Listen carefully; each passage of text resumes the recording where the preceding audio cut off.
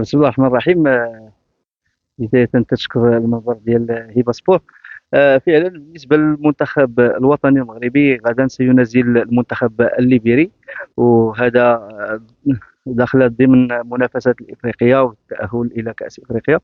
المنتخب الوطني المغربي حسم التأهل منذ مدة، إلا أن المباراة تتبقى مباراة اللي هي لتجربة بعض العناصر الجديدة اللي توفدت على المنتخب الوطني، وكذلك أنها تقام بمدينة أكادير. كذلك هذا أمر مستحسن، لأن لاحظنا بأن هناك إقبال كبير للجماهير السوسية باش يحضروا هذه المقابلة ويلتقيوا مع المنتخب الوطني بعد ما حقق الانجاز ديال قطر بالتاهل للدور النصف النهائي. وهذه فرصه للجماهير السوسيه انها تشوف العناصر الوطني هنا بملعب أدرار.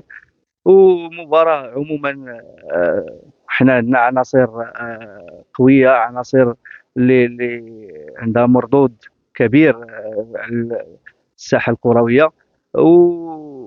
وهذه المباراه كما تنقولوا بان المنتخب الوطني عنده الجاهزيه وعنده جميع الامكانيات اللي تتخلي انه يحسم هذه المباراه لصالحه ويفرح الجماهير المغربيه الحاضره بملعب أدرار.